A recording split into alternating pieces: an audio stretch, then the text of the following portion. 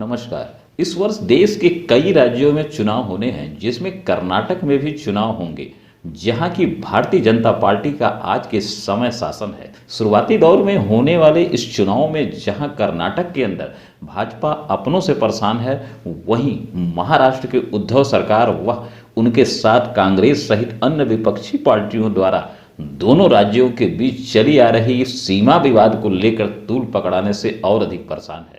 जिससे कर्नाटक के चुनाव में क्या होगा, यह तो आने वाला समय बताएगा। लेकिन उससे पहले कहीं महाराष्ट्र में भाजपा के बैसाखियों के सहारे चल रही एकनाथ शिंदे की सरकार गिर न जाए, यह डर भाजपा और एकनाथ शिंदे को अंदर ही अंदर परेशान किए जा रही। जैसा कि आप जानते हैं कि भाजपा कोई भी राजनीतिक जंग हो या चुनाव पूरे जोर शोर से लड़ती है, भले इसके लिए उसे कुछ भी करना पड़े। कुछ ऐसा ही अगर आपको कर्नाटक विधानसभा चुनाव में देखने को मिले तो आपको कोई आश्चर्य नहीं होना चाहिए। भाजपा ने अब कर्नाटक विधानसभा चुनाव को देखते हुए एक बड़ा दांव खेलने की तैयारी कर चुकी है, जिसे हम आपको आगे विस्तार से बताएंगे। जैसा कि आप जानते हैं कि सीमा विवाद मुद्दे को लेकर कर्नाटक सरकार भी अस्मिता से जोड़कर उसे भड़काने में लगी है। विकास के नाम पर 5 साल जनता के हाथ में झुनझुना थमाने वाली कर्नाटक की मुंबई सरकार अब इसलिए और परेशान है कि उनके सीमा विवाद के मुद्दे को भाजपा तूल नहीं पकड़ाने देना चाह रही है। जिसका स्पष्ट कारण है कि आज के तिथि में जहां कर्नाटक में भाजपा की सरकार है, वहीं महाराष्ट्र में भी भाजपा समर्थित सरकार है। भाजपा किसी भी सूरत में महाराष्ट्र को फिर से खतरे में नहीं डालने देना चाहती है। जहां तक महाराष्ट्र की एकनाथ शिंदे की सरकार धर्म संकट की स्थिति में है, इस समय विवाद को तूल पकड़ाने में उसे भाजपा का कोपभाजन बनना पड़ेगा। वहीं दूसरी ओर अगर इस मामले में चुप्पी साधती है तो उसे अपने नई गठित पार्टी में बगावत का आसार दिख रहा है। उसे अंदर ही अंदर यह डर भी सता रहा है कि कहीं फिर उसके साथ के विधायक उन्हें छोड़कर उद्धव ठाकरे के साथ न मिल जाएं। महाराष्ट्र की राजनीति से ताल्लुकात रखने वाले बताते हैं कि इसके पीछे एक बड़ा कारण यह भी है कि जिन विधायकों को मंत्री पद अभी तक नहीं मिला है, वह नाराज चल रहे हैं और जिन्हें मिला है वे हर काम में भाजपा के हस्तक्षेप से परेशान हैं। वे भी इस सीमा विवाद, जिसे उद्धव ठाकरे व विपक्षी दल महाराष्ट्र की अस्मिता से जोड़कर जनता के बीच लगातार सुर्खियों में है। ऐसे में विधायकों और मंत्रियों को यह डर सता रहा है कि कहीं जनता उनकी चुप्पी पर नाराज होकर उन्हें बायकॉट न कर दे। भाजपा की अगर बात की जाए तो वह गुजरात को जीतकर भले ही जोरदार जश्न और मोदी जी का गुणगान कर ले, लेकिन कहीं न कहीं अंदर से भाजपा हिमाचल प्रदेश के साथ दिल्ली में एमसीडी चुनाव में शिकस्त से अंदर ही अंदर परेशान है। वह अब ऐसा कुछ भी नहीं करने देना चाह रही है जिससे उसका कोई भी भाजपा समर्थित राज्य फिर से विपक्षियों के हाथ में न चला जाए। भाजपा मिशन 2024 लोकसभा चुनाव को लेकर किसी भी तरह का रिस्क लेने के फेवर में नहीं है, जिसको देखते हुए अब आपको कर्नाटक, महाराष्ट्र या यूं कहें देश की मीडिया से इन दोनों राज्यों का सीमा विवाद की खबरें हाशिए पर दिखने लगे तो शायद आपको आश्चर्य नहीं होना चाहिए। भाजपा ने इसके लिए एक बार फिर से भगवान राम को आगे लाने जा रही है। भाजपा अब अयोध्या की तर्ज पर कर्नाटक में भी एक भव्य राम मंदिर बनाने का बड़ा प्रोजेक्ट लेकर चुनाव में उतरने जा रही है।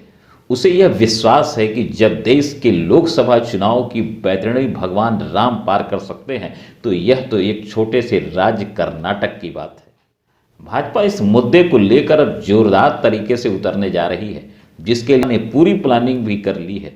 जानकार बताते हैं कि मुहिम की अगुवाई उत्तर प्रदेश के मुख्यमंत्री आदित्यनाथ करेंगे। कर्नाटक सरकार बचाने की चुनौतियों से जूझ रही भारतीय जनता पार्टी इस सिलसिले में तैयारी भी शुरू कर दी है, जिसके तहत राज्य के उच्च शिक्षा मंत्री डॉक्टर सीएन नारायण ने कहा कि कर्नाटक में भव्य राम मंदिर बनाने के फैसले की घोषणा राज्य के अगले बजट में की जाएगी।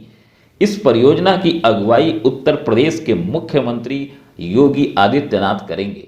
मीडिया से बातचीत करते हुए मंत्री ने कहा कि जिस तरह से उत्तर भारत की अयोध्या में राम मंदिर बन रहा है, उसी तरह कर्नाटक में भी राम मंदिर का निर्माण होगा। यानी इस मुहिम और कर्नाटक को बचाने के लिए भाजपा ने यूपी के सीएम योगी आदित्यनाथ को कमान सौंप दी है। इसके पीछे भाजपा के अंदर से जो खबरें आ रही हैं, उसका एक बड़ा कारण यह भी है कि अब भाजपा आगामी 2024 के लोकसभा चुनाव को देखते हुए पीएम मोदी को आगे रखकर किसी प्रदेश का चुनाव नहीं लड़ने देना चाहती है। इसके पीछे दो तर्क दिए जा रहे हैं। उनमें से एक तो हिमाचल प्रदेश, पंजाब में पार्टी की हार से पीएम मोदी की अजय वाली इमेज पर बड़ा असर देखने को मिला है। भाजपा केवल 2-4 रैली सभा तक पीएम मोदी को सीमित करना चाह रही है। वहीं दूसरा तर्क, भाजपा अब मिशन 2024 को लेकर कोई रिस्क लेने के मूड में नहीं है। अब हिमाचल व पंजाब की गलती दोबारा दोहराना नहीं चाहती है, जिससे हार का ठेकरा विपक्ष मोदी पर विपक्ष न मोड़ सके, जिससे हार का ठेकरा विपक्ष मोदी पर न फोड़ सके। इसके साथ ही चूंकि अन्य राज्यों में चुनाव होने हैं, इनको देखते हुए बी टीम भाजपा तैयार करना चाह रही है, जिससे पीएम मोदी और अमित शाह को सीधे मिशन 2024 की तैयारी का मौका मिल सके। वैसे राम को इस कर्नाटक के चुनाव में लाने के लिए पहले भाजपा तैयार नहीं थी, लेकिन जब दिल्ली की डबल इंजन की सरकार महाराष्ट्र और कर्नाटक के बीच सीमा विवाद को हल नहीं कर पाई, फिर अमोघ बाढ़ के रूप में भगवान राम को लेकर आना पड़ा। अमित शाह ने कई बार कड़ी मेहनत की, लेकिन सीमा विवाद वे हल नहीं कर सके। इसके पीछे एक बहुत बड़ा कारण यह सीमा विवाद इस समय सुप्रीम कोर्ट पहुंच चुका है, जिससे पीएम मोदी व अमित शाह के हाथ बंध चुके हैं।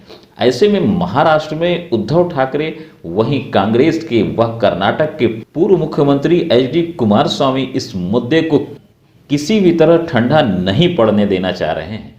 भाजपा के इस नए दांव से वैसे कांग्रेस व पूर्व मुख्यमंत्री एचडी कुमारस्वामी सकते में जरूर हैं, लेकिन उन्होंने तुरंत नया दांव फेंकते हुए मीडिया से कहा कि मैं अपने दम पर एक मंदिर का निर्माण करा सकता हूं। उन्होंने कहा कि यूपी के सीएम को कर्नाटक लाने की कोई आवश्यकता नहीं है।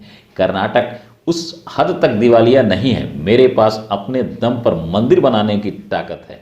मैं शिलान्यास समारोह के लिए बोक्कालीगा समुदाय के धार्मिक प्रमुखों और सुट्टूर संत को भी ला सकता हूं। यानी अब कर्नाटक चुनाव में सीमा विवाद अगर ठंडा होता दिखे और भगवान राम का भव्य मंदिर का मुद्दा गरमाता दिखे तो कोई आश्चर्य नहीं होना चाहिए। अब यह देखना दिलचस्प होगा कि भाजपा इस मुद्दे को कितना तूल देकर सीमा विवाद को ठंडे बस्ते में ले जा पाती है। वहीं दूसरी ओर विपक्ष सीमा विवाद को कैसे चुनाव में गेम चेंजर के रूप में ले आ पाती है। अगर आपको हमारा यह वीडियो अच्छा लगे तो लाइक, सब्सक्राइब व शेयर करना न भूलें।